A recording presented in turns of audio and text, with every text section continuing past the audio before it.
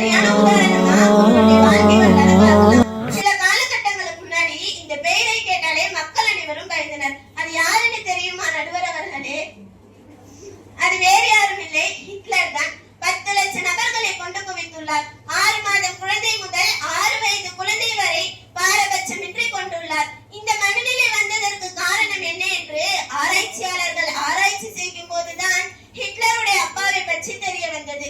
ஹிட்லருடைய அப்பா தண்டிப்பவராகவும் கண்டிப்பவராகவும் இருந்தார். அவர் தன்னுடைய 6 பிள்ளைகளை எப்படி கூப்பிடுவார் என்றால், ஒரு விசில் அடித்தால் எல்லா பிள்ளைங்களும் வரிசையில வந்து நிக்கணுமா, இன்னொரு விசில் அடிச்சா சீக்கிரமா ரெடியாகி ஸ்கூலுக்கு போயிடணுமா நடுவர் அவர்களே. இவ்வளவு கடுமையான தகப்பனால வளர்க்கப்பட்ட ஒரே காரணத்தினால் தான் சக மனித உயிருக்கும் தீங்கு செய்யும் மனநிலை ஹிட்லருக்கும் ஏற்பட்டது நடுவர் அவர்களே.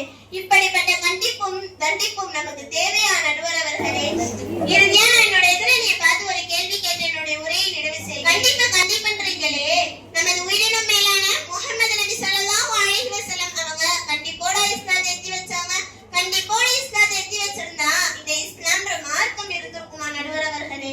எவ்வளவு கனிவோடும் பொறுமையோடு இந்த இஸ்லாம் ஏத்தி வச்சாங்கன்னா, அனஸ் பின் மாலிக் ரலியல்லாஹு அன்ஹு அவர்கள் அறிவிக்கிறார்கள், நாங்கள் அனைவரும் அல்லாஹ்வுடைய தூதர் முஹம்மது நபி ஸல்லல்லாஹு அலைஹி வஸல்லம் அவர்களுடன் பள்ளிவாசலில் இருந்தோம்.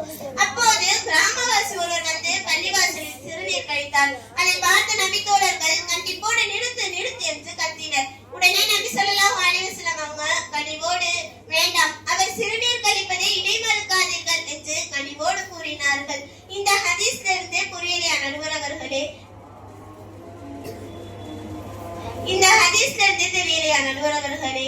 நபி ஸல்லல்லாஹு அலைஹி வஸல்லம் அவங்க எவ்வளவு கனிவோடும் பொறுமையோடும் எடுத்து சொல்லியிருக்காங்க. எனவே கனிவான அணுகுமுறை தான் அவசியம். வெற்றிக்கும் 3 எழுத்து, அதை பெற்று தருகின்ற கனிவுக்கும் 3 எழுத்து.